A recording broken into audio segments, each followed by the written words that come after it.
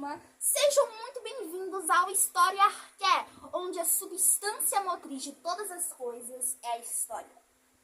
Bom, pessoal, ao auge dos meus 17 anos, vamos começar aqui a primeira aula do nosso canal, tá certo? E essa aula vai ser uma aula muito interessante, que vai servir, por ser a primeira aula, como uma aula que vai embasar todas as outras. Se você assistir essa aula, eu garanto que você vai gostar bastante. Provavelmente ela vai ser subdividida em algumas partes, porém todas com o mesmo título. Aula 1, Introdução à História, tá certo? Quando a gente introduz algo, nesse caso a gente está introduzindo uma área da ciência, né? Uma ciência humana, a história.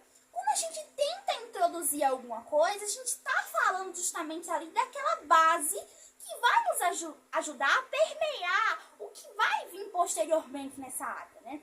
A história, ela é uma ciência, hoje em dia ela é, mas há muito tempo ela não foi.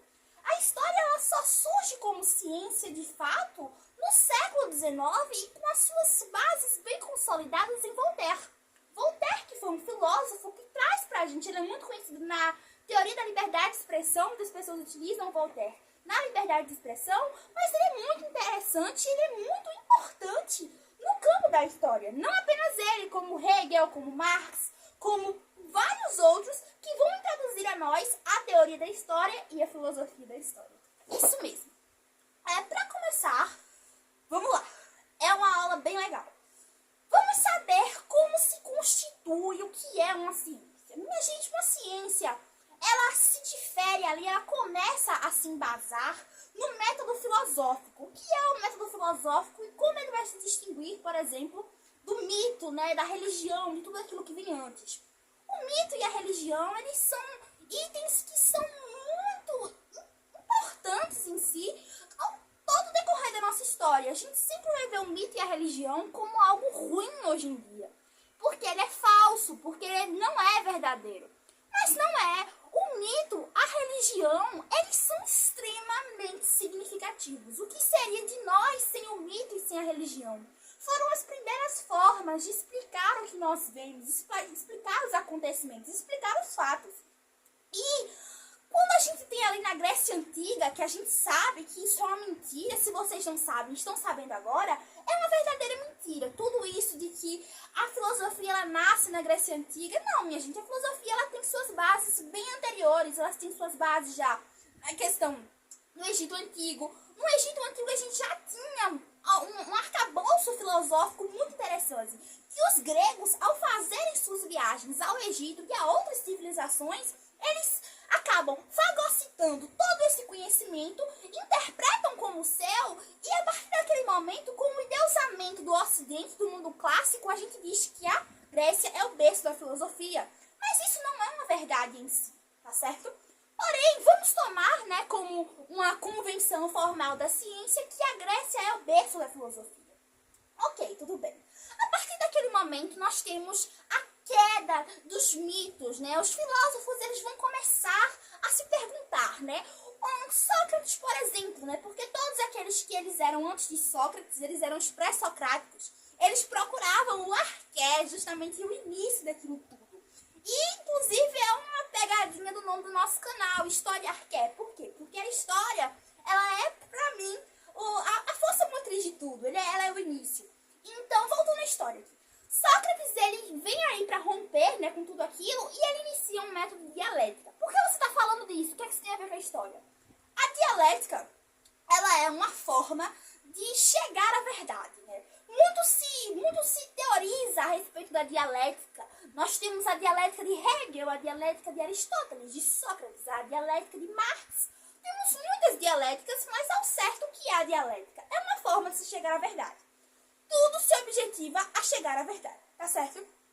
A dialética, nesse sentido aqui que a gente tá falando, é a dialética de Sócrates, a maiêutica, que ele vai ali se utilizar de perguntas, da ironia, aquele velho jogo socrático para se obter a verdade. E isso vai ser absorvido pelos outros filósofos posteriores. E isso vai ajudar bastante na teoria da história, bastante na filosofia da história também. Bom, a partir desse momento, a gente sempre teve algumas pessoas que se encarregaram de anotar a história. será que isso é de fato a história? Os escribas, que eles anotavam, né, que eles escreviam ali naquela escrita que para nós é tão estranha, mas se eles anotavam, isso é história? Na realidade, minha gente, a história ela é um campo de muitos questionamentos. Mas a gente diz que o pai da história é Heródoto. Heródoto ele é o pai da história porque ele deixa ali as grandes narrativas de grandes deuses como explicação do mundo e passa a se concentrar nas ações humanas. Isso mesmo. A história ela se volta a partir desse momento para as ações humanas. Quando eu falo de história, eu estou falando do estudo do homem, do ser humano, no espaço e no tempo. Heródoto, junto com Tucídides, junto com vários outros que vão vir posteriormente, eles vão se focar no estudo daquele espaço, daquele tempo, mas sem a ação divina. Eles vão focar justamente na ação do homem como centro, o homem, o grande feitor, o grande herói, a grande figura. Não vai ser mais apenas os mitos, os grandes deuses que vão estar ali no Olimpo, que vão estar ali interagindo em sua cotidiana vida que um dia dura 1000 anos. Então, nesse momento, a gente tem essa transgressão da história divina para a história dos homens. Então, a partir desse momento que surge aí a história, entre aspas, não como ciência, mas a história convencional, como a gente conhece, tá certo? Bom, ok, sabemos como surge aí essa transgressão aí do mito para a história, através da filosofia, por quê? Porque a filosofia, ela vai começar a se questionar, ela vai começar a fazer reflexões. Então, os gregos, quando eles estão nas suas viagens, eles chegam em outros povos e dizem: eles têm deuses diferentes dos nossos, eles têm crenças, eles têm escudos que talvez para nós sejam considerados tabus. Mas nós, gregos, se levássemos os nossos costumes, as nossas crenças para lá, também seriam considerados tabus.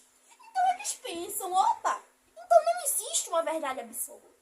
Não existe uma verdade absoluta. O que existe, na verdade, ali é crenças que podem ser criadas pelo homem. A filosofia serve para questionar, para refletir. E é nesse momento que surge aí, com essa junção de filosofia, de queda ali daquelas divindades e da preocupação com os homens, a escrita, a historiografia. Tá certo? Como ciência, de fato, a história só vai surgir mais ou menos no século XIX, tá? Ali no finalzinho do século XVIII para o século XIX. A gente está passando por um momento ali, quando a história vai se consolidar como ciência, de iluminismo. O iluminismo ele é um momento de centro na razão, centro na ciência. Então a gente tem a publicação da Enciclopédia por Diderot, a gente tem vários acontecimentos que vão dizer de fato: olha, estamos com foco na razão, estamos com foco no homem, estamos com foco na ciência. Legal. A partir desse momento, as ciências naturais, elas acabam tendo um ápice muito forte, né? Então a gente vai ter aí a questão de Darwin, a origem das espécies, tudo aquilo que vai ser um grande momento de triunfo para as ciências naturais. Algumas pessoas que eram mais ligadas à política, que eram mais ligadas às questões sociais e humanas, começam a pensar: por que a gente não aplica isso nas ciências humanas? E é isso que acontece, eles aplicam isso nas ciências humanas. E aí surge a sociologia, surge a história, é aí que vamos ter a criação dessas áreas que nós aprendemos hoje na escola, que nós vamos para a academia, nas grandes universidades, grandes centros universitários para aprender. Mas tudo isso tem origem ali no século XIX. E quando a gente para pensar nessa questão de Darwin, de Spencer, toda essa questão do darwinismo social que vai vindo posteriormente, isso é uma aplicação muito pura de tudo que estava sendo reverberado na época, tá certo? Quando a gente aplica essas questões naturais, esses modos de análise natural às ciências humanas, isso é um pouco perigoso. Um pouco não, isso é muito perigoso, na verdade. Porque, vejam, olha, como a gente olha para a natureza, a gente sabe que nós temos uma escala evolutiva de seres não mais evoluídos, mas de seres mais complexos. Nós começamos ali naquela célula, naquele átomo, na verdade, e vamos crescendo até chegar, por exemplo, no ser humano.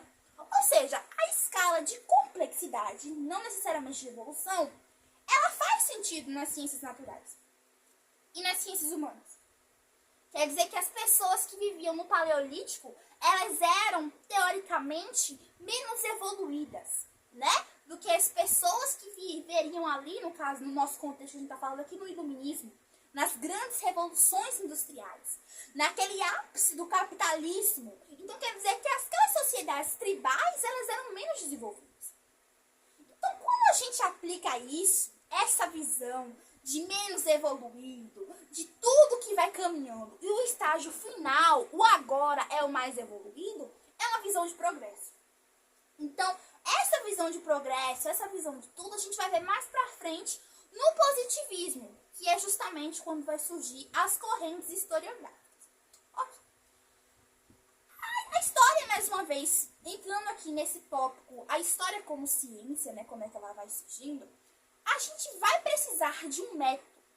Ali, quando a gente está naquela época do iluminismo, as ciências naturais, tudo aquilo acontecendo, a biologia, a química, a física, Copérnico, várias coisas que estão acontecendo até mesmo com a astronomia, tudo tão evoluído, tudo tão... Ai, meu Deus, é o triunfo, é o progresso.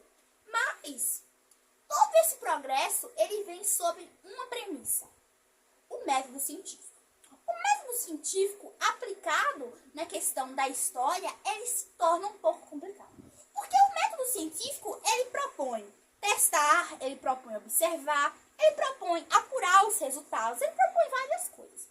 No caso da observação, por exemplo, vamos pegar aqui que a gente está observando algumas fontes históricas, tá certo? E essas fontes históricas, elas são o nosso método de observação aqui dentro do método científico. Tudo bem.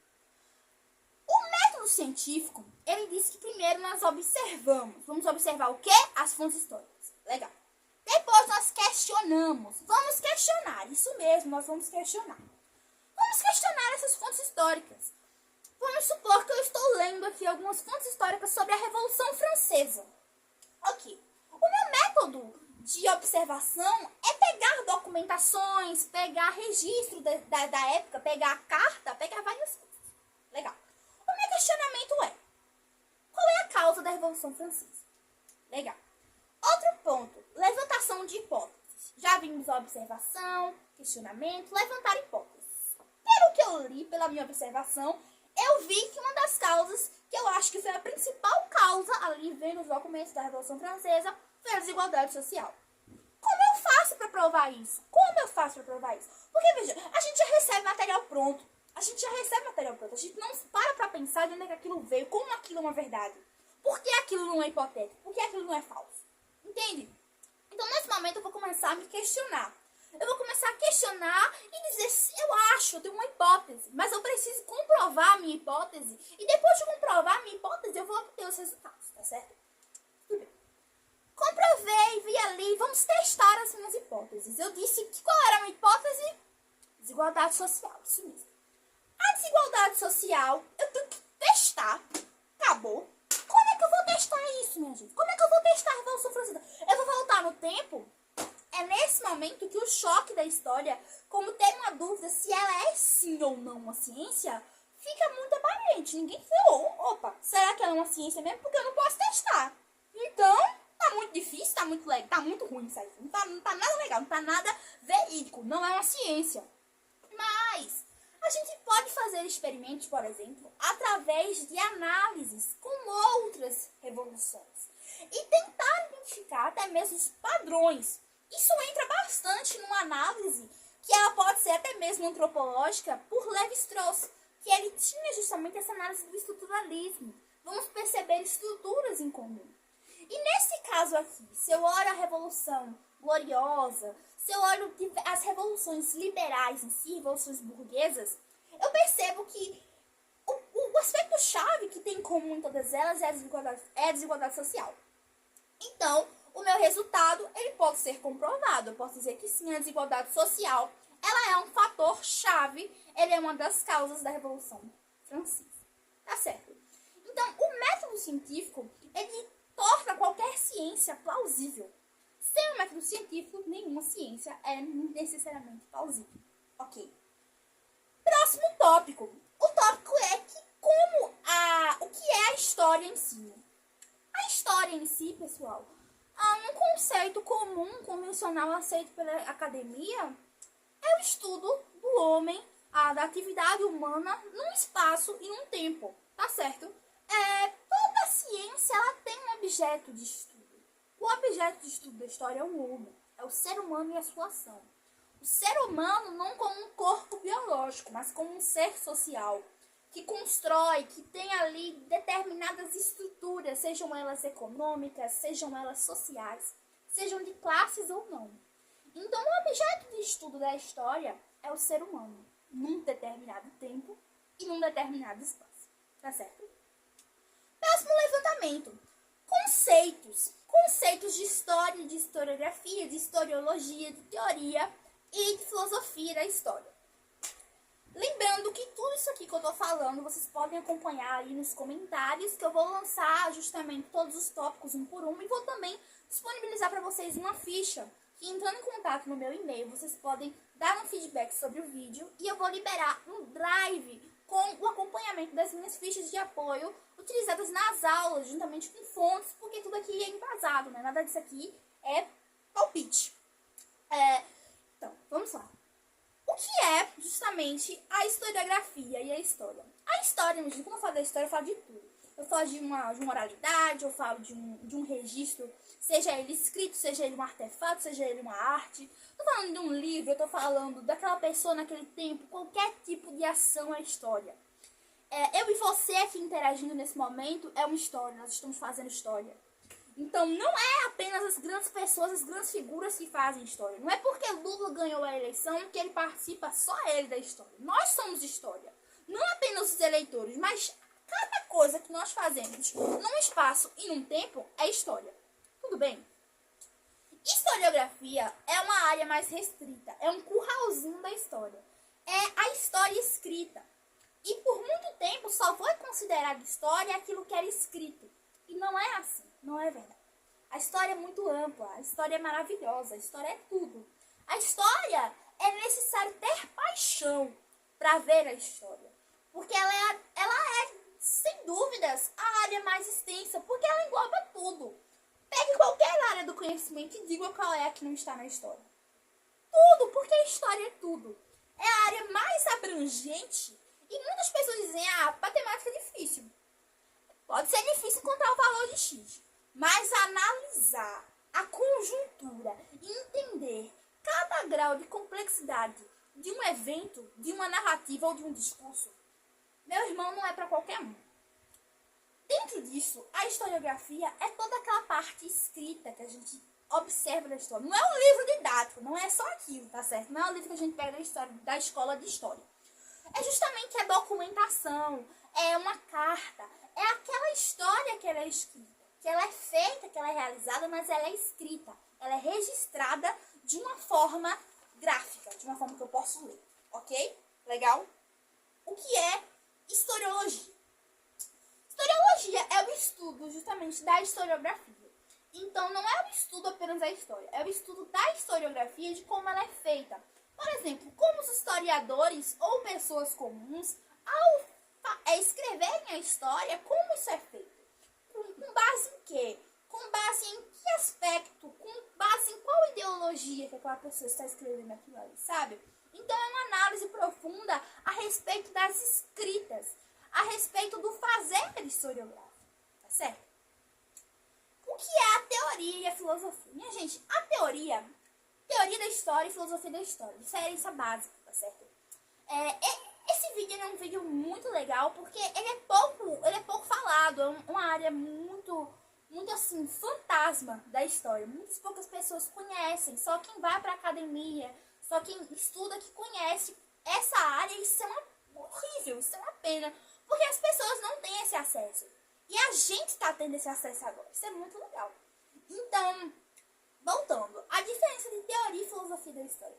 Teoria é uma coisa muito mais assim abrangente e é muito ligado ao método do historiador. É muito ligado ao papel do historiador, tá certo?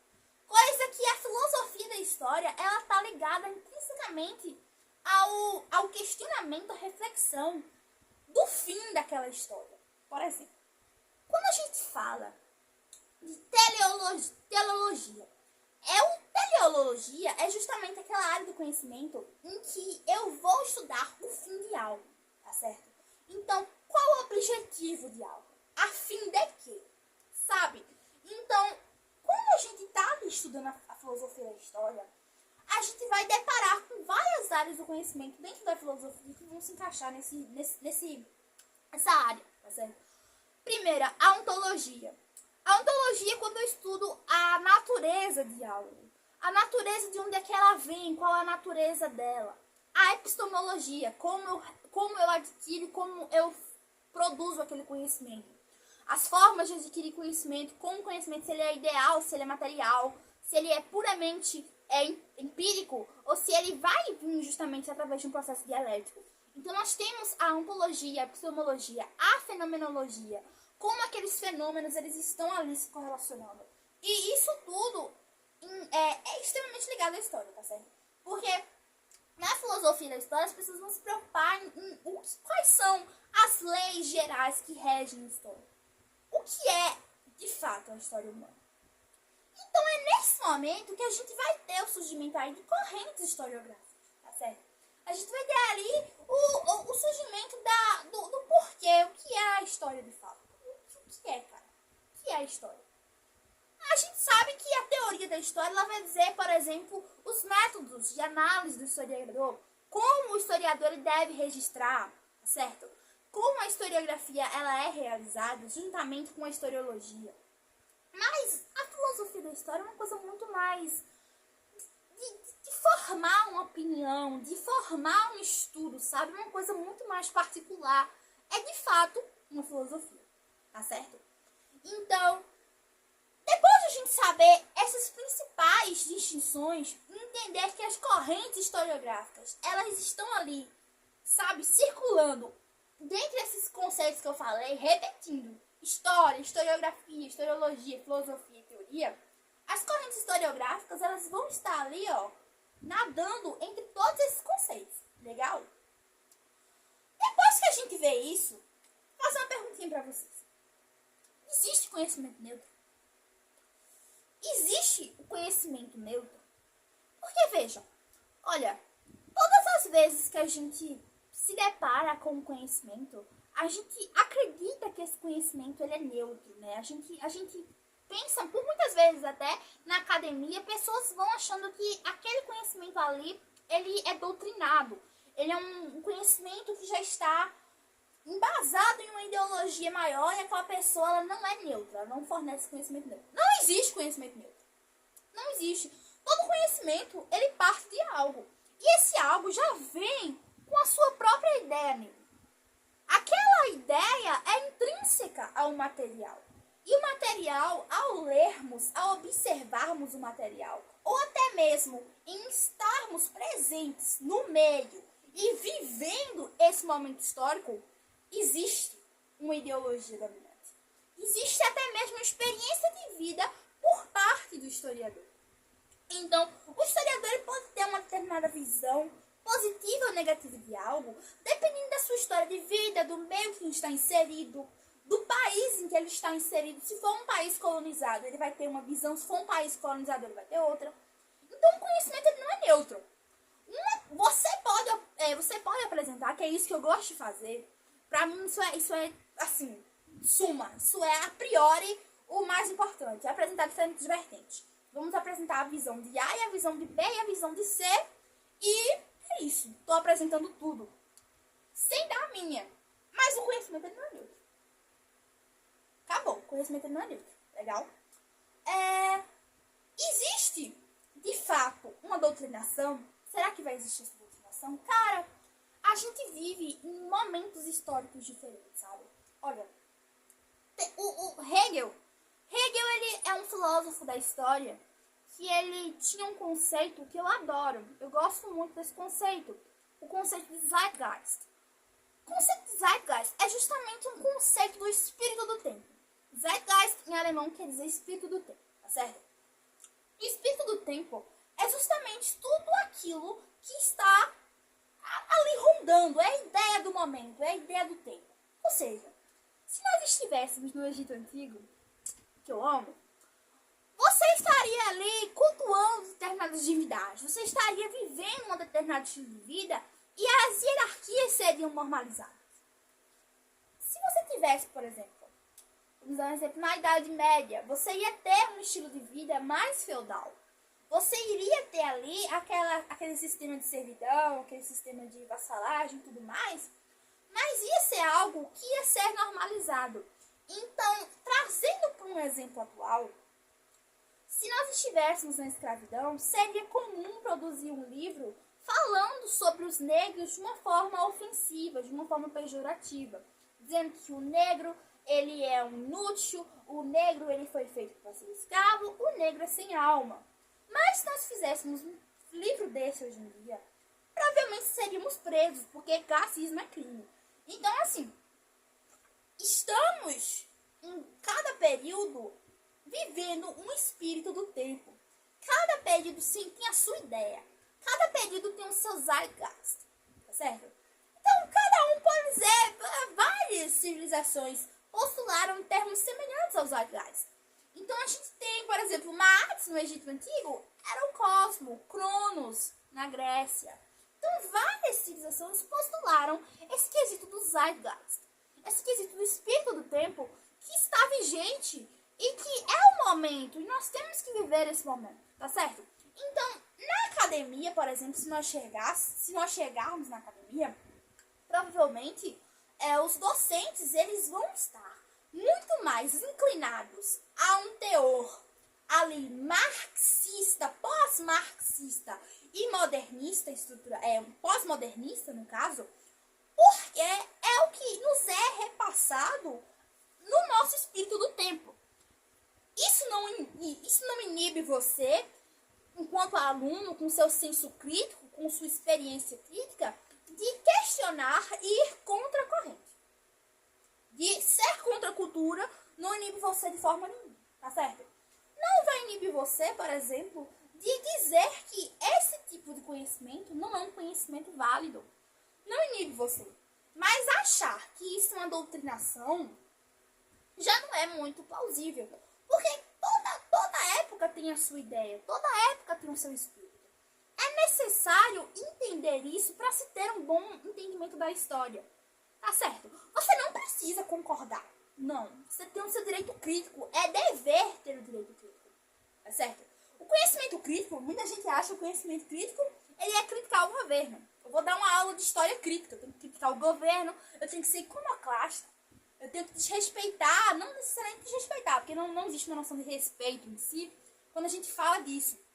Mas assim, eu tenho que ser iconoclasta com figuras religiosas, eu tenho que criticar o governo, eu tenho que ser de uma certa forma defensor das classes mais oprimidas, das classes mais assim, minoritárias de uma forma sociológica falando, não minoritárias quantitativamente, mas sim de uma questão social.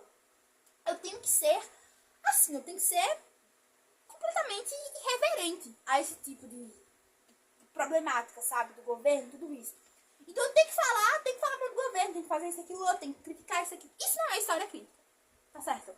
A história crítica, poucos têm a capacidade de gerar uma história crítica. A história crítica é justamente aquilo em que eu vou lançar um método. Eu vou utilizar, através da minha experiência científica, uma história de fato que ela se preocupe com o método científico. Sabe? Então, a história crítica, ela é olhar aquilo dali sob lentes analíticas e não necessariamente olhar procurando culpados, tá certo?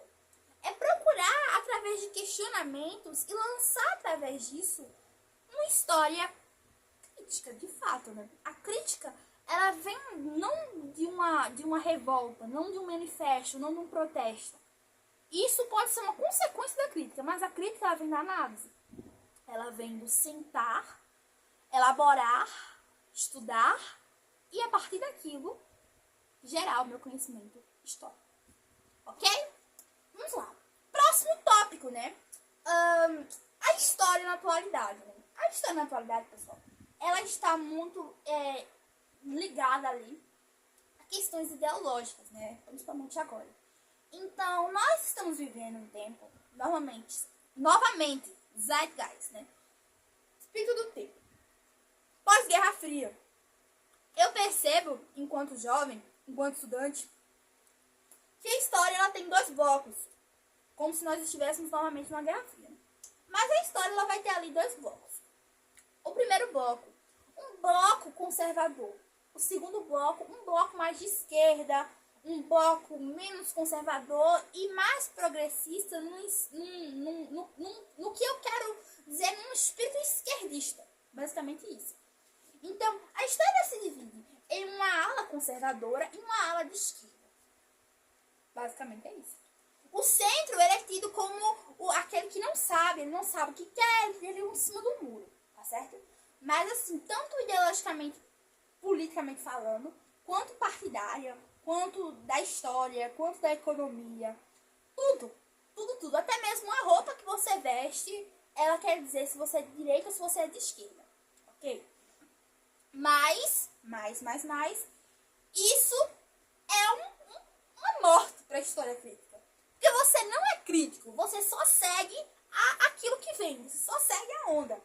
Isso não é legal, isso não é uma coisa legal. Você tem que ter o debate, mas o debate de forma que nós estamos vivendo agora no mundo multipolar, nós não temos mais essas duas vertentes.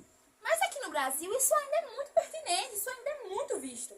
Porque as eleições, principalmente as eleições de 2022, a gente vê muito reflexo da sociedade por uma eleição, ela demonstra essa bipolaridade, né?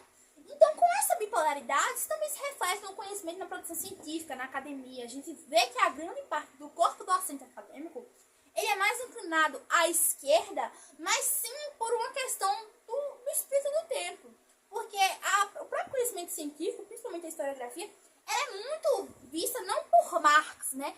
Não é a figura de Marx, é a figura dos marxistas, dos que vêm depois de Marx. Então, Marx, ele é uma pessoa, ele fez a ideia dele, ele rompeu ali com Hegel internamente, vamos falar mais disso depois, mas ele traz essa ideia ali do materialismo, não sei o que lá, e as pessoas bebem disso e postulam mais teorias.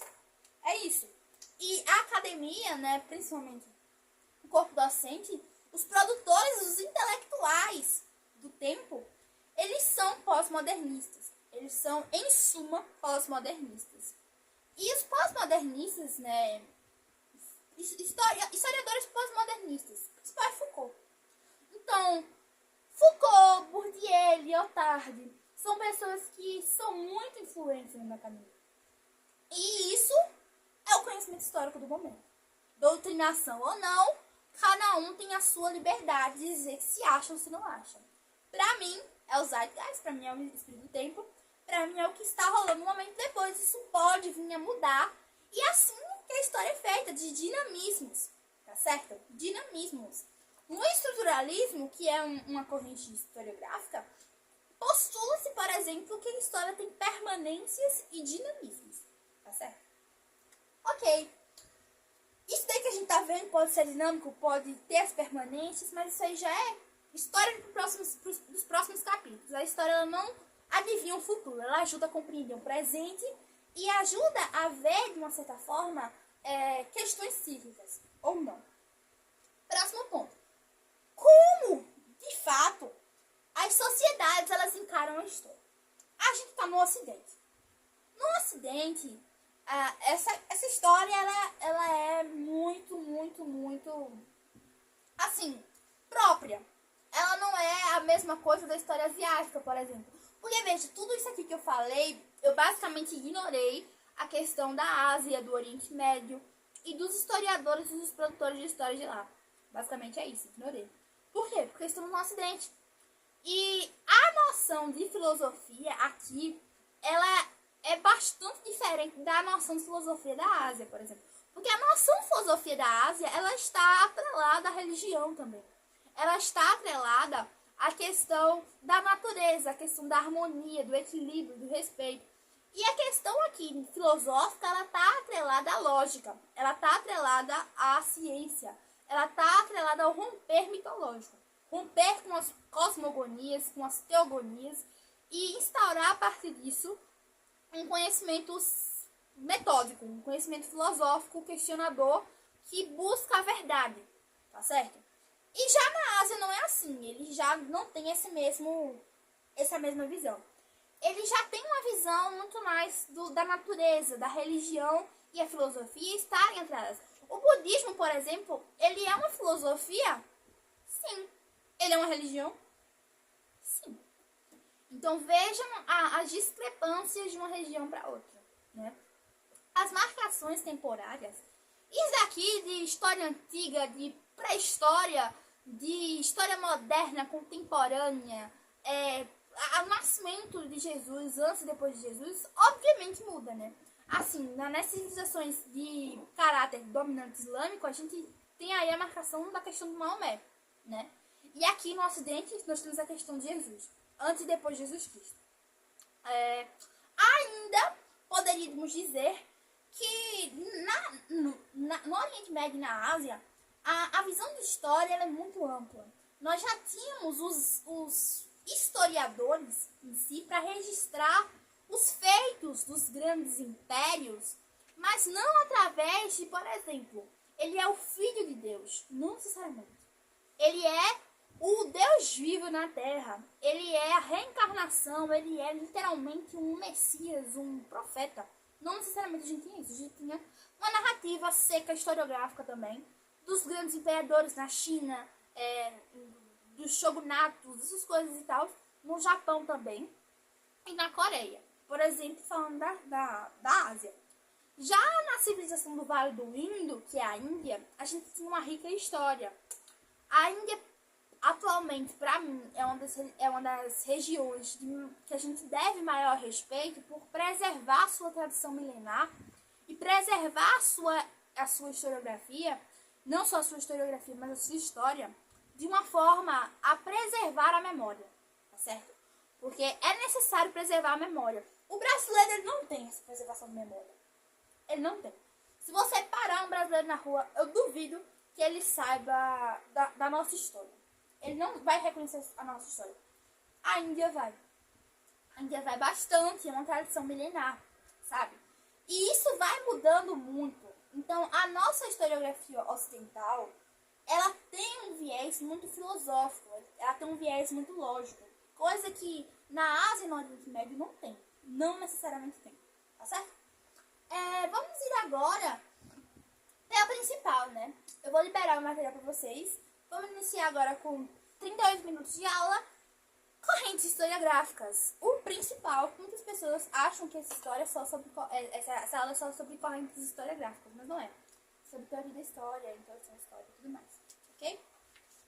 Bom, a começar sobre correntes historiográficas, é necessário a gente entender que a história ela não trabalha com o senso comum. Nós temos o senso comum e o senso crítico. O senso comum é aquilo que a gente adquire no dia a dia, seja através de uma conversa de familiares, de uma conversa de amigos. É aquilo que não tem validação, não tem comprovação, não tem método. E o senso crítico, ele é uma ciência, ele tem comprovação, ele tem método, ele tem ali um esquema que direciona a verdade. Não necessariamente é uma verdade, mas ele tem a argumentação lógica. Basicamente isso. A história, ela trabalha com o senso crítico. Ela trabalha não com o senso comum, com boatos, com teorias. Isso ainda vai entrar em outros debates, que depois eu vou falar um pouco mais pra vocês, tá? Mas, enfim, a história, ela trabalha com o senso crítico e o que pode ser considerado verdade. Isso é muito amplo, a história tem diversas intrigas, não necessariamente intrigas, mas intrigas de visões. São diversas narrativas, diversos discursos de formas diferentes. Ok. Alguns dos fundamentos da história é que a neutralidade histórica ela é impossível, como já falei. A história, ela busca responder às inquietações do presente. Ela não adivinha o futuro, mas ela preserva o passado. E no presente, inclusive, durante um longo tempo, isso parece bobagem, o que eu estou dizendo, mas isso é incrível, minha gente, isso é incrível. A história, ela pode ser vista de várias formas. A história bíblica, por exemplo, você pode esperar o apocalipse. Né? Você pode ter nas outras civilizações uma história cíclica através do Ouroboros, né? Então, o Ouroboros é justamente, né? Vou botar aqui o símbolo do Ouroboros para vocês. Mas, enfim, o Ouroboros é literalmente aquela história cíclica, né? As questões cíclicas que vão e voltam, vão e vai, vão e vai. Então, olhar o passado, ele é interessante. Mas, vou falar aqui uma coisa que eu acho esplêndida do filósofo Nietzsche, que ele diz que se a gente olhar demais para o passado, nós vamos nos tornar monumentalistas. Nós vamos acabar nos tornando saudosistas, passadistas demais. E quando a gente se torna saudosista, quando a gente olha demais para o passado, a gente poda o nosso senso criativo. A gente quer copiar o passado, porque a gente sempre tem a impressão que o passado é melhor. E a gente vai podando o nosso senso criativo e nos tornamos monumentalistas, contemplativos de uma história passada, sabe? Então, não podemos fazer isso. Nós olhamos para a história, mas de acordo com Nietzsche, nós não podemos nos viciar a olhar sempre a história e nós não podemos fazer isso porque isso deu errado. Isso e aquilo outro, porque isso polda a nosso senso crítico, né? Aquilo que eles chamam de dionisíaco. Nosso senso de criatividade. Também aplicada aí na questão dos fundamentos da história. O estudo histórico em si, ele é muito interdisciplinar, tá?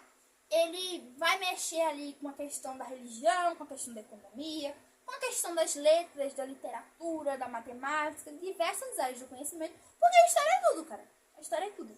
Então, isso vai vir, essa interdisciplinaridade, ela vai surgir, principalmente com uma corrente historiográfica que nós vamos ver logo mais, que é a escola dos análises. A escola dos análises, ela vem com essa premissa de que sim, a história ela tem que ser interdisciplinar, ela vai ter que ser interdisciplinar, mas ela vai vir com essa interdisciplinaridade de uma forma generalizante. E quando a gente generaliza demais, a gente chama de metanarrativas. Essas metanarrativas, quando elas são generalizadas demais, acaba que nós não temos um conhecimento puro. É um conhecimento generalizante, tá certo? Mas vamos começar primeiramente do princípio do positivismo, né? Lembram que eu falei pra vocês de que a história ela só surge como uma ciência no século XIX, mas ela vai estar ali correlacionada com as questões das ciências naturais, da biologia de Darwin e tudo mais, de que a gente vai ter essa noção do progresso, de que a civilização mais antiga, principalmente as tribais, elas eram menos desenvolvidas. E as civilizações que, no caso, estão convivendo ali num espaço, principalmente as que estão e são protagonistas da Revolução Industrial, elas são as mais evoluídas, tudo bem. O positivismo é justamente isso, essa é uma ideia positivista. A gente não pode ignorar o fato da história, tá? De que o positivismo, ele é ruim, ele é isso, aquilo. Não, cara, foi o positivismo que fez da história que ela é hoje. Mas o positivismo, ele é considerado uma escola metódica. Ele é considerado uma história que ele só vai levar em consideração o que é escrito, ele só vai levar em consideração a historiografia. Isso se perde demais. Porque a historiografia, ela é algo feito, inclusive isso vai ser muito postulado e muito elaborado e debruçado por Marx, a questão de que a historiografia documental, ela vai, por muitas vezes, em grande escala, apresentar uma ideologia da classe dominante. Como assim? Eu tô dizendo pra vocês que a gente vai falar do quê? Dos grandes reis, dos grandes imperadores, das grandes figuras políticas e o povo. E o povo, meu. Quem foi que fez tudo isso? Só são os grandes reis, só são os grandes militares, só são os grandes líderes que fazem a história e nós, meros mortais, não somos a reencarnação divina?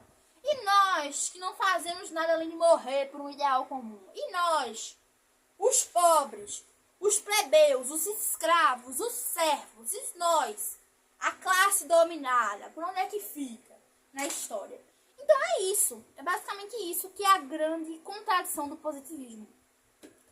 Isso significa que o positivismo deve ser ignorado, ele não deve ser levado em consideração? Claro que não, gente, claro que não. O positivismo é literalmente o berço da história. Vamos dar César o que é de César. O positivismo é um grande berço. Ele é literalmente a matriarca da história. Então, Auguste Comte, que ele é o principal sociólogo e o principal teórico expoente do positivismo, ele vai desenvolver ali a lei dos 3 estágios. Isso é muito estudado na sociologia. Mas, em suma, o que a gente está dizendo é que ele diz que a gente vai passar de uma fase que ela é muito religiosa, tá? Que a gente vai crer nos deuses e tal. A gente vai passar por uma fase mais metafísica, onde a gente vai começar a se questionar. E a gente vai chegar na fase do progresso. Que nessa fase do progresso, a gente vai alcançar o fim último, o fim teleológico. Ou seja, o progresso, o capitalismo e tudo aquilo que estava sendo o espírito do tempo na época era exaltado. Então, o positivismo, ele é muito interessante. Eu gosto muito disso no positivismo, que ele é uma narrativa histórica que ela é bastante utilizada para engrandecer uma nação, para engrandecer um passado, para utilizar isso de forma a manipular a um interesse comum. Eu gosto disso, acho isso interessante, porque o positivismo ele vai ser muito utilizado pelos militares. Ele é um sentimento de muita militarização, porque os militares eles vão buscar nos ideais positivistas dos grandes heróis uma justificativa para infiltrar ali um ideal comum. Simples assim. Isso foi muito feito por diversas vezes na nossa história, seja por uma questão republicana, na proclamação da República. Vamos procurar heróis nacionais, como Tiradentes, por exemplo, que foi um herói republicano, que foi muito mitológico. Ele foi uma figura mítica, porque a figura de Tiradentes era mítica, mas ela surge a partir da República. E essa questão toda de uma militarização, desse positivismo da história dos grandes heróis, causa um fanismo, um nacionalismo, um chauvinismo muito grande, cara. Isso causa um sentimento de amor, de nacionalização, de identidade nacional incrível. A identidade, a formação da identidade é um dos pontos chaves do saber historiográfico. Porque, veja, a identidade ela pode ser formada de diversas formas. Mas uma das formas mais interessantes, mais sangrentas e mais antigas de se formar a identidade é a guerra. Não existe nada que faça mais um ideal de identidade do que uma guerra. Porque na guerra você morre, mas você morre sem nem mesmo saber porque você está morrendo. Você morre por uma questão muito maior do que você. E essa visão de um passado glorioso, de uma nação forte, de somos um povo, somos uma identidade, somos um só, é uma conjunção que a guerra também proporciona. Então o positivismo é isso, cara. O positivismo, ele ignora as fontes orais, de uma certa forma, porque eles dizem que não são confiáveis, não são verdadeiras. Lembra que a ciência, ela é uma coisa que ela prova, ela é muito metódica. Inclusive, o positivismo ele negava as especulações filosóficas. Você negar uma especulação filosófica é você negar a reflexão, é você negar o questionamento. Sabe? Você nega isso. Você nega o questionamento, você nega tudo. Você só confia naquilo que é fatídico, naquilo que é comprovado, naquilo que eu posso pegar, que eu posso ler, que eu posso observar de uma forma estritamente racional. Tá certo? Bom, eu trouxe aqui, minha gente, uma coisa também, um texto muito interessante, vou estar aí passando na tela de vocês, provavelmente, que é um texto do Brecht. Bertolt Brecht, que era um dramaturgo alemão, tá certo? E ele tem esse texto dele, que é Perguntas de um Trabalhador que Lê. Esse texto é sensacional. Vamos ler. Quem construiu Tebas, a cidade das 7 portas? Nos livros estão nomes de reis. Os reis carregaram as pedras. E a Babilônia, tantas vezes destruídas? Quem a reconstruía sempre? Em que casas da dourada lima viviam aqueles que a construíram? No dia em que a muralha da China ficou pronta, para onde foram os pedreiros? A grande Roma está cheia de arcos de triunfo. Quem os ergueu? Quem eram aqueles que foram vencidos pelos Césares? Bizâncio, tão famosa, tinha somente palácios para seus moradores. Na lendária Atlântida, quando o mar engoliu os afogados, continuaram a dar as ordens aos seus escravos. O jovem Alexandre conquistou a Índia. Sozinho? Então, percebam que nesse pequeno fragmento do texto é possível ver uma reflexão através de um estudo dos grandes heróis. Porque, veja, não é apenas eles que constituem a história. A história, na verdade, é uma criação muito, muito mais popular do que dos grandes livros, sabe? Então, eu acho esse texto genial, eu adoro. E trouxe aqui para vocês pra gente dar uma analisada, né? Voltando para o positivismo e fazendo uma transgressão para a questão de Marx, da corrente historiográfica marxista, o positivismo, ele inclusive prega um debate que eu trouxe no início do vídeo, que ele disse que o historiador deve ser neutro. Cara, na prática isso é impossível.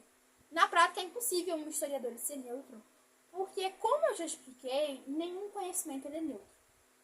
Isso é uma discussão muito epistemológica, e para nos debruçarmos, nós até poderíamos nos debruçarmos em outra aula, muito interessante, sobre como o conhecimento ele é formado, as formas de obter conhecimento, e sobre os discursos narrativos desse conhecimento, tá certo? Mas, enfim. Saindo do positivismo e fazendo uma transgressão ao materialismo histórico ou marxismo, a gente vem aqui, minha gente, algo sensacional. Marx, né? Marx que tem aí como principal argumento a questão de que a força motriz da história é a luta de classes. Paul, Puff. Gente, de onde é que sai isso? Olha, Marx, ele rompe com Hegel. Hegel, que é um filósofo idealista, e ele faz a dialética idealista, né, que é a dialética de Hegel, de uma forma que, inclusive, vamos desmentir um mito, porque muito se fala de que a dialética de Hegel ela é formulada da seguinte forma: tese, antítese e síntese. Na verdade, isso é uma mentira. Isso daí ele não disse, mas assim, os intérpretes de Hegel e os posteriores pesquisadores de Hegel assim definem, que é uma tese, uma antítese e uma síntese, tá certo? Mas, voltando à questão aqui da dialética marxista, Marx pega esse conceito de dialética de Hegel, mas Hegel sempre trazia para um quê ideal e não para uma perspectiva material, e disse, olha, nós temos que romper com o idealismo, nós temos que focar na praxis. O que é a praxis? A praxis é a prática. Então, Marx ele traz esse conceito da dialética hegeliana ao materialismo histórico, ao materialismo, de fato, ao mundo material. E Marx tem as teses a Feuerbach, onde ele tem a 11ª tese, a tese 11, onde ele diz isso daqui, ó. Vou ler para vocês, tá? Os filósofos apenas interpretam o mundo de várias maneiras. A questão, entretanto, é mudá-lo. Ou seja, Marx ele retoma a breve praxis, né? Nós não podemos ter uma filosofia em que não seja útil. A filosofia da história, nesse caso aqui, a corrente historiográfica, ela tem que identificar uma tese uma antítese e uma síntese, aqui tomando uma visão muito interpretada de Hegel, da sua dialética, e aplicarmos em meios da história. E como seria a maior dialética da história? A maior dialética da história é a luta de classes. A dialética é justamente um jogo de ideias. Não necessariamente uma oposição, mas um embate, sabe? Onde eu tenho uma tese primordial, eu tenho uma antítese que não necessariamente precisa ser oposta, mas tem que ser gerada a partir da tese, e eu tenho uma síntese, que vai ser o meu resultado, ou então aquilo que eu vou ter como finalidade através da análise de todos aqueles pressupostos anteriores. Exemplo aqui para vocês de uma tese, uma antítese e uma síntese, para vocês entenderem melhor. Eu vou trazer aqui como exemplo a tese o feudalismo. Tá? O feudalismo é um sistema servil, ele é um sistema agrário, ele é um sistema de servidão. E a base social, ela é a servidão, o sistema servil. Nessa servidão, e por ser agrário, a gente tá ali falando de uma questão mais de uma comunidade menor. A sociedade ela ainda não é tão globalizada, ela é muito bucólica, ela é muito do campo. Ela é de fato de uma área rural. Então, por ser de uma área rural, ela é mais restrita. A sociedade ela é mais restrita. As relações interpessoais são microfísicas ainda. Existem as macrofísicas, mas a predominante é aquela relação do senhor e do servo. Ok? Tudo bem. A minha tese é o feudalismo. É a minha opinião inicial, o meu modo de análise, é o tempo histórico que eu estou analisando. A minha antítese vai ser o capitalismo. Não necessariamente é um oposto, mas é algo gerado pelo feudalismo. Por quê? Porque, veja, o feudalismo, ele gerava determinadas necessidades, como, por exemplo, crises onde a burguesia ela ainda não estava ascendendo, e a partir do capitalismo eu tenho a transição, aqui a transição, de que aqui eu tenho a burguesia abaixo e no capitalismo a burguesia está acima. Com essa burguesia acima, eu já tenho outro sistema, tá certo, social e histórico vigente. Então, o meu capitalismo aqui, nessa minha dialética que eu estou formulando aqui, ela vai ser a minha antítese. Por quê? Porque surgiu da minha tese, que é o feudalismo, e estou dando continuidade, sendo justamente o capitalismo. Só que o capitalismo, ele vai ter a sua contradição, assim como teve o feudalismo. Então, olha, quais são essas contradições? No feudalismo eu tinha muita fome, eu tinha bastante fome. E no capitalismo eu tenho, por exemplo, bastante exploração. Exploração dos assalariados, dos operários, no caso. Então, eu preciso de uma síntese, que é algo que vá a resolver os problemas pelo qual eu tenho aqui exposto. E a minha síntese vai ser, nessa minha dialética aqui, vai ser o socialismo, tá certo? Lembrando que nós estamos falando até de uma questão marxista. Não necessariamente isso é uma verdade. Isso é uma dialética que pode ser comprovada por meio da ciência. Então, eu vou lançar aqui o socialismo, onde eu não vou ter uma fome e onde eu não vou ter, por exemplo, problemas de exploração, pois nós estamos vivendo numa sociedade mais igualitária e o último estágio de síntese completa e resolução dos problemas seria o comunismo, sem Estado, sem essa grande gestão da classe dominante e, por fim, teríamos o fim da luta de classes. O que é a luta de classes? É justamente uma classe que sempre vai ser dominante e uma classe que sempre vai ser dominada. E nessa classe que sempre vai ser dominante, nessa classe que sempre vai ser dominada, é de fato uma verdade. A história sempre foi assim. E a não ser no que a gente chama do comunismo primitivo, que são nos modos de trabalho que Karl Marx ele postula, né? Vou dizer aqui os modos de trabalho que Karl Marx postula. Ele postula o comunismo primitivo, onde era uma sociedade em que não haveria classes, não quer dizer que não haveria hierarquia, É justamente o que a gente está falando das sociedades mecânicas, das sociedades tribais, das sociedades menos complexas em níveis de organização, em níveis financeiros, economia, e uma coisa de fato menos sofisticada. Era o comunismo primitivo, ok? Já depois, a gente vai passar para o modo de produção asiático, que é justamente as civilizações antigas, a civilização egípcia, a civilização da Mesopotâmia. Depois a gente vai ter o modo de produção escravista, especialmente na questão da Grécia e da Roma.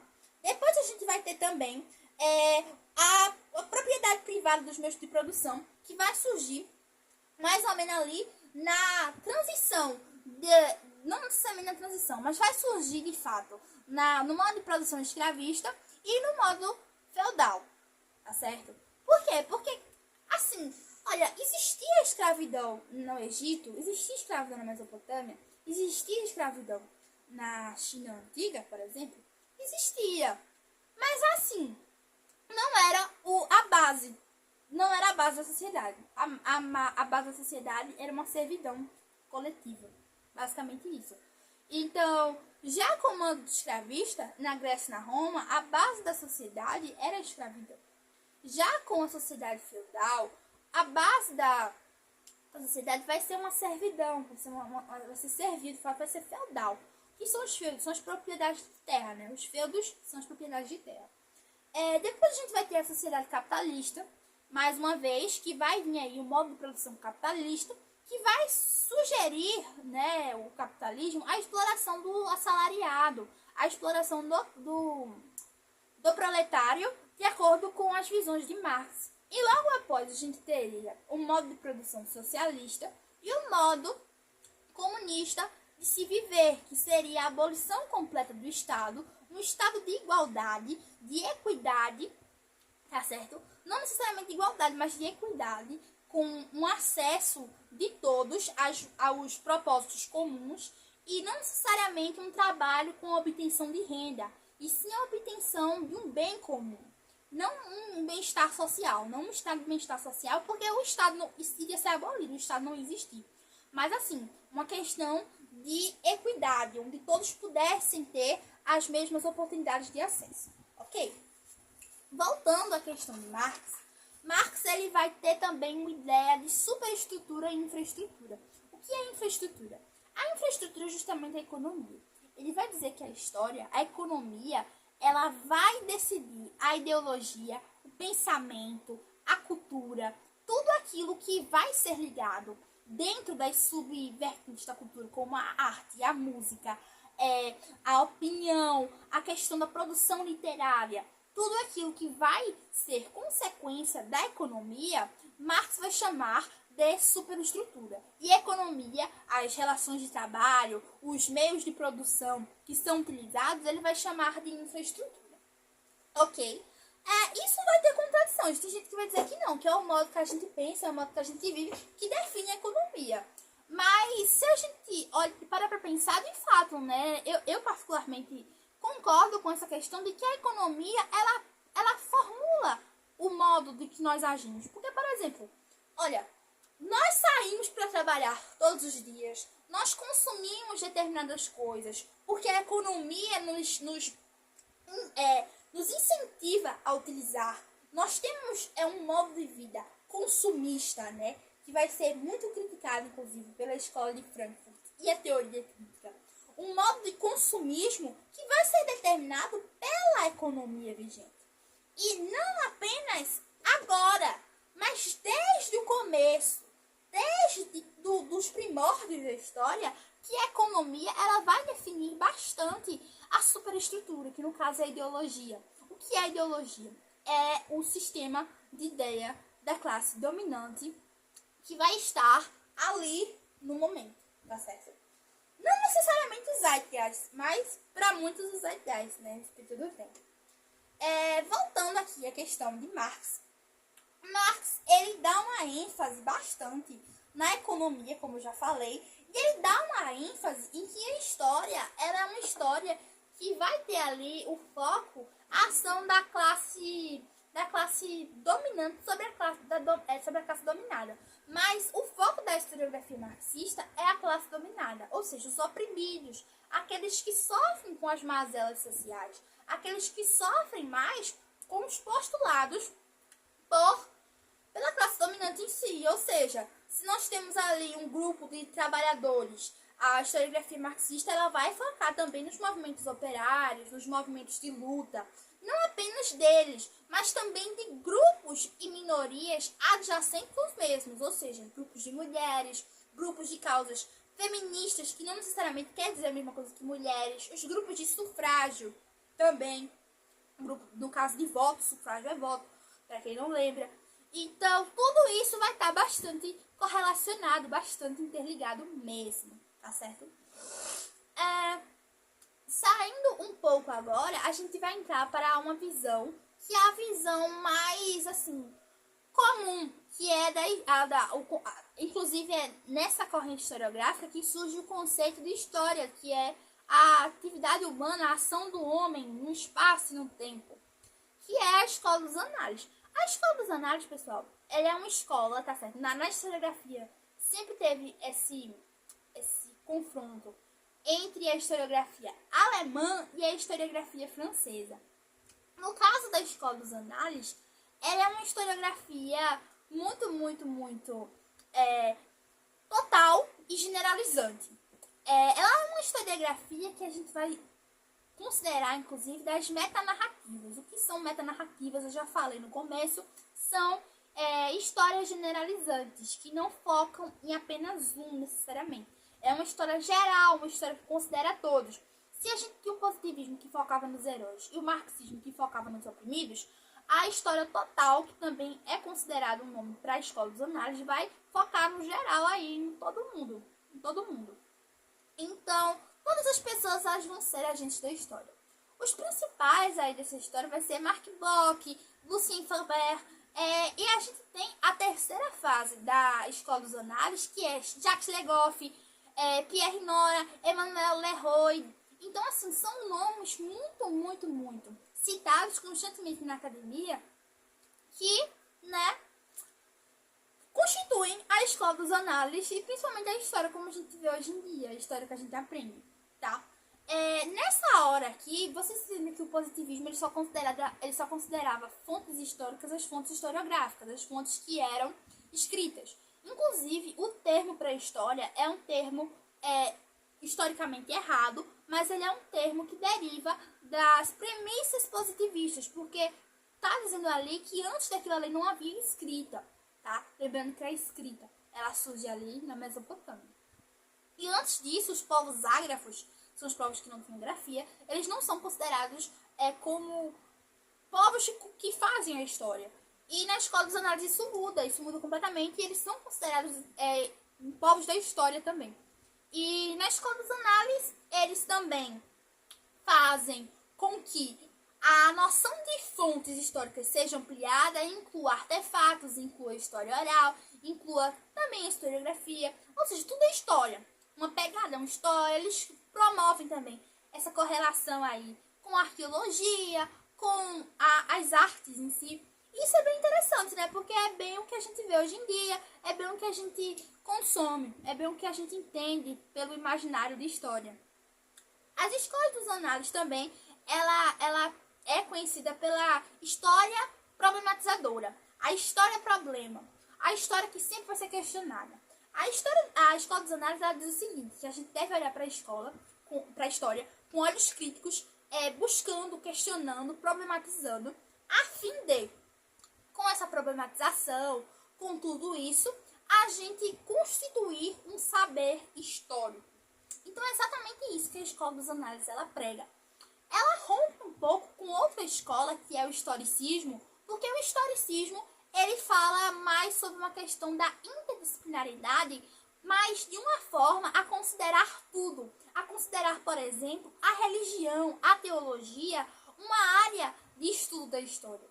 E a escola dos análises e as outras, elas não gostam muito disso, porque, veja, lembrando que a base de tudo isso é a filosofia. E a filosofia, ela nasce rompendo com o mito. Então, o historicismo, que é outra corrente, acaba tomando esse aspecto religioso como uma verdade, como algo a ser incorporado, e a escola dos análises e as outras não. Mais um pouco, a gente pode falar também que a escola dos análises, ela difere ali, ela está no modernismo, e ela é um ponto de partida para o pós-estruturalismo, que vai ser o pós-estruturalismo ou o pós-modernismo, tudo faz, tá me dizendo. O pós-estruturalismo está mais ligado às questões escritas, de como a escrita é utilizada. E o pós-modernismo é mais uma questão filosófica mesmo. Mas falando do pós-modernismo, assim, a escola dos análises ela influencia bastante o pós-modernismo, porque quem são os pós-modernistas? Os pós-modernistas. Lyotard, Foucault, Jean Baudrillard, e todas essas pessoas, elas fazem com que o topo assim da academia, eles gostam muito dessa linhazinha assim, eles rejeitam muito o positivismo, mas eles gostam muito do pós-modernismo, do marxismo, da escola dos análises e tal. Mas principalmente o pós-modernismo agora, hein, gente, de umas décadas pra cá deu uma crescida. Porque o pós-modernismo, ele é um movimento de contracultura em todos os sentidos. Seja na literatura, na história, na música, no que você quiser, o pós-modernismo, ele é uma contracultura. Ele vem para desmascarar, para cair por terra todos o que era dito como verdade. Tudo aquilo que era considerado verdadeiro. Então é a queda das metanarrativas, das narrativas totalizantes. Nesse caso aqui do pós-estruturalismo e do pós-modernismo, eles consideram a história uma multiplicidade. Toda vez que eu falo de pós-modernismo, eu digo, olha, pensa em multiplicidade. Por que multiplicidade? Tudo é múltiplo, tudo é muito... os indivíduos, eles são indivíduos, mas eles são múltiplos. Então a história pós-modernista, ela foca em tudo, cara. Ela vai ter a história que vai começar a olhar para todas as pessoas. Ela vai olhar para mim, vai olhar para você, enquanto um grupo, enquanto uma classe, e vai nos incluir na história.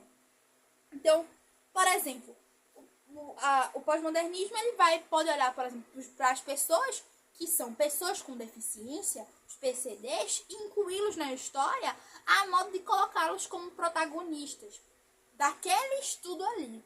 Então, um estudo sobre as pessoas com deficiência e como elas se portaram ao decorrer da história. É um objeto de estudos pós-modernistas, pode ser. Pode ser as mulheres, pode ser os negros. E isso é muito interessante também, porque influencia muito a história decolonial, a história que busca romper com as amarras do colonialismo, né? Principalmente nos países que são colonizados. Sejam eles da América, da Ásia, enfim, a história decolonial, ela tem como premissa isso, né? Romper justamente com o que é dito como o ideal do homem branco civilizador. Isso é de fato algo que é um conceito, é o homem branco europeu. É um conceito, o homem branco europeu. Então, ao romper com o ideal do homem branco europeu, a história decolonial, pós-modernista, ela traz uma nova visão, ela traz uma nova vertente. Foucault, que é um dos mais importantes, né, aí na historiografia, ele tem livros como a História da Sexualidade, Bourdieu, ele trata muito do hábitos, de como nós absorvemos determinadas coisas e reverberamos isso. Também tem a questão do Foucault, da genealogia. Então, Foucault, quando ele fala de genealogia, ele fala muito sobre o poder. Em Vigiar e Punir, Foucault tem ali o seu foco justamente na questão do poder, de como o poder ele é utilizado.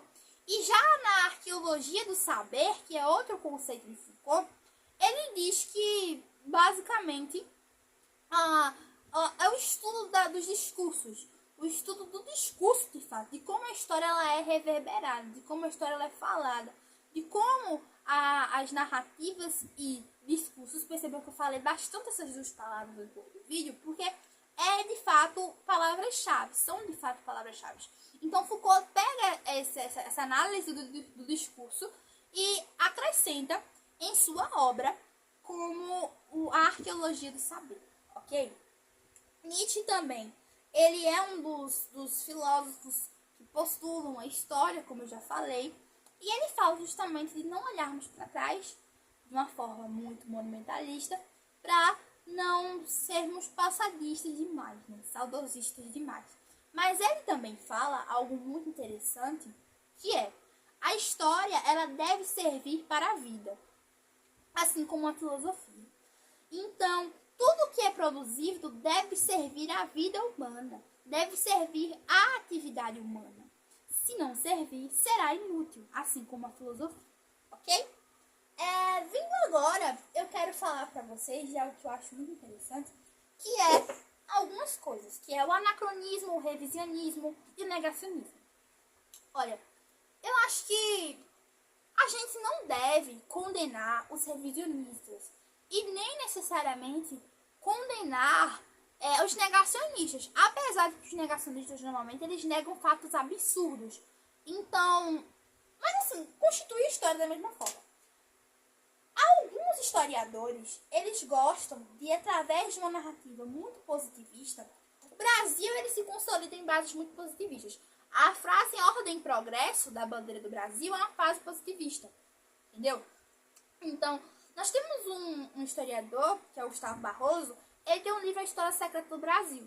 Na História Secreta do Brasil, ele glorifica uma história criando heróis nacionais, de uma certa forma, até mesmo heróis que não sejam nacionais, mas que cumpram esse papel, como Sebastião, né, do Sebastião, que é de um aceito do sebastianismo, que é muito presente no Brasil. Mas, enfim, fazendo esse passado ser glorioso e fazendo esse passado constituir a história do presente, ou seja, o ideal nacional. E esse tipo de narrativa é uma narrativa revisionista, tá certo? Porque ele vai buscar o revisionismo de um determinado fator histórico, mas de uma forma de uma revisão de fato, de dizer, olha, isso aqui aconteceu, mas não foi dessa forma. O negacionista diz que isso não aconteceu, que isso é uma mentira. Outro exemplo de revisionismo, por exemplo, é o revisionismo de Tito Livio. Tito Livio Ferreira, que é um historiador do Brasil, que ele diz que a independência do Brasil foi um golpe do Brasil contra a coroa portuguesa. Ele diz que isso, na verdade, não é legal, que o Brasil fez não foi uma independência, não foi legal com a coroa portuguesa, e foi um golpe a serviço da maçonaria contra a catolização do Brasil e contra o Império. Ok? Então, Tito Livio Ferreira, ele é um revisionista da história da independência do Brasil. E nós temos também, não necessariamente apenas esses expoentes de direita do revisionismo da história, mas nós temos também de esquerda, que é, por exemplo, Losurdo.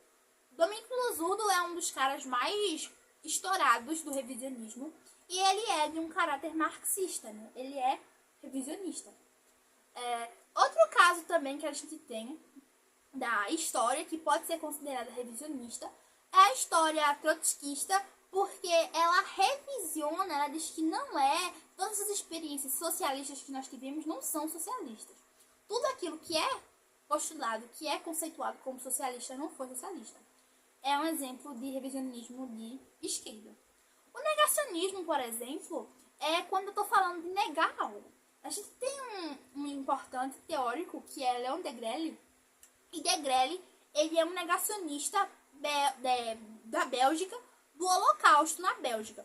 Então ele nega o Holocausto, ele apresenta documentações, ele faz a sua tese e nega o Holocausto. E ele nega o Holocausto na Bélgica. Então Degrelle é um dos negacionistas da história e ele é muito condenado por muitas pessoas. Porém a história ela dá essa possibilidade para você. Você não quer dizer que você pode negar um massacre. Mas são tantos massacres que são glorificados na história. Quantas guerras que não são tidas como heróicas e foram verdadeiros massacres? Toda guerra, toda batalha é sinônimo de morte. E todos saem com um vencedor. Talvez daqui a 1000 anos, o zeitgeist da época não diga que o Holocausto foi de fato esse monstro que a gente pinta. Por quê? Porque nós estamos vivendo uma época muito recente ao Holocausto e à Segunda Guerra Mundial. Talvez daqui a 1 milênio isso não ocorra. Sabe? Então, isso vai depender muito do espírito da época. Então, a gente teve atrocidades no Congo belga que a partir de hoje estão começando a serem explícitas, estão começando a ser expostas. Então, hoje a gente vê algo como explícito e a gente não imagina que há muito tempo atrás foi silenciado.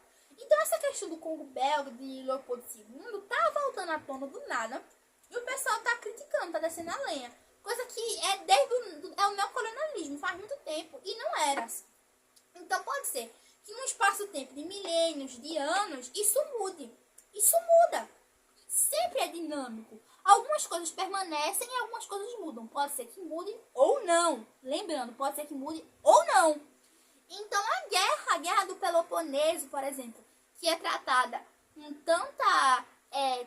uma mitologização tão grande, né? Assim, as pessoas tratam como um fato muito bonito, muito... isso, aquilo todo, Esparta, Atenas. Cara, foi sangue. Claro que eu não estou comparando ao Holocausto, estou dizendo assim, que todos os casos da história de guerras, de massacres, envolve sangue, envolve perda, envolve diversos fatores. Então, isso que a gente assiste no mundo agora, da Palestina, de Israel, da Síria agora, com a derrubada de Bashar al-Assad, a questão da Ucrânia e da Rússia, a do Afeganistão, que aconteceu há pouco tempo atrás, todos esses são os fatores que causaram morte. Todas causaram morte. Então, não é porque elas causaram morte que elas devem ser glorificadas. Uma revolução, ela é uma revolução sangrenta. Dependendo da revolução. A revolução que muitos estão postulando agora, principalmente da área de direita, de esquerda, que é a revolução síria contra Bashar al-Assad, cara, é uma revolução sangrenta. Revolução de morte. Então, você vai fazer uma apologia à morte de qualquer forma, sabe? Então, você fazer a apologia, por exemplo, aos aliados, é uma apologia à morte também. Então, não importa qual lado que você tome. O sangue está em todos. O sangue está em todos. Basta você ver o que é que você se encontra mais ideologicamente. Simples assim. Então, talvez se o eixo ele tivesse ganhado a Segunda Guerra Mundial, nós estaríamos contando a história de uma forma diferente. Talvez não relativizando e não menosprezando ou diminuindo, sem problematizar os massacres e as macelas ocorridas durante esse período por ambos os lados. Principalmente pelo lado do eixo, que é o maior problema, né? Agora na modernidade. Mas talvez contaríamos de uma forma mais gloriosa. Porque as narrativas elas são utilizadas com um propósito de algo. Hannah Arendt, ela é uma filósofa e ela fala sobre a banalidade do mal. A banalidade do mal é um conceito sobre o qual, no contexto aplicado da Segunda Guerra Mundial e do nazismo, Hitler ele não é um líder lunático, ele não é o mal, ele não é a besta. É um ideal coletivo. Se Hitler tivesse sido sozinho com o seu ideal, com a sua política partidária e nacional-socialista, ele seria um doido se ele não tivesse a acolhida do seu povo. Mas não, o povo acolheu. Ele é um reflexo, ele é um líder do reflexo do que o povo queria. Então a banalidade do mal, ela não ocorre por um grande líder. Ela ocorre pelo espírito do tempo daquele povo. Ocorre devido a isso. Vocês entendem? Então, vendo todo esse nosso leque, é importante a gente salientar também que a história ela pode ser utilizada com diversos propósitos.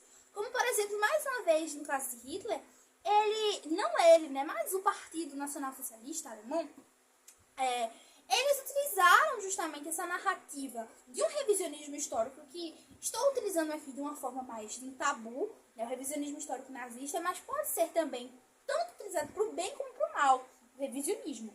Nesse caso, eles enalteceram uma questão de uma raça, uma questão de um passado de um povo alemão, de um povo que vinha justamente com uma proposição de unir-se numa Volksgemeinschaft para justamente fortalecer esse ideal nacional através desse revisionismo do passado, criando toda uma história para esses povos indo-arianos e arianos.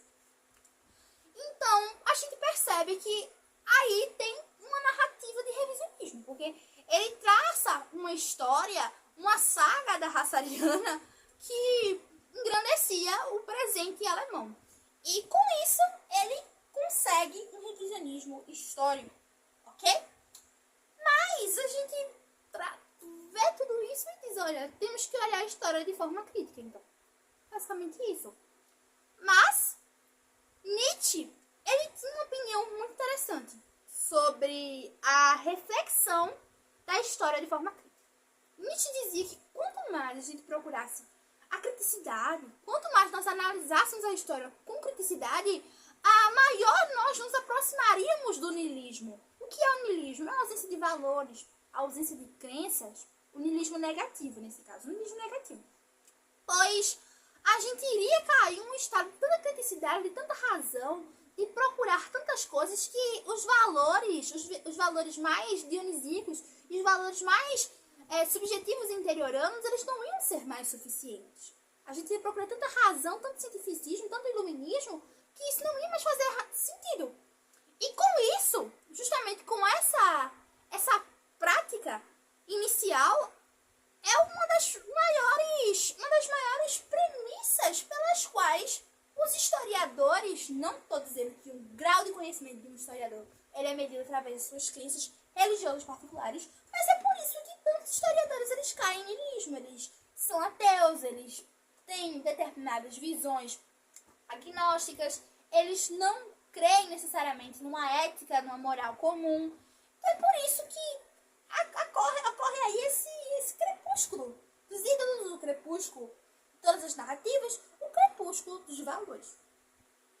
Então, espero que vocês, com essa aula, tenham aprendido a não colocar por meio de anacronismos determinados conceitos históricos, como, por exemplo, o da ciência histórica. A ciência histórica só ocorre a partir do século XIX. Antes disso, não existia ciência história. Então, com essa aula, eu gostaria de agradecer por todos que assistiram. Fico muito feliz por todos que assistiram. E para nos ajudar a disseminar o conhecimento da história, eu gostaria de solicitar que você compartilhasse. E se você não tiver com quem compartilhar, eu gostaria de novamente agradecer por ser mais um que é adepto à causa do conhecimento. Um grande beijo. Nos vemos no próximo vídeo do História Arquê. Tchau, tchau.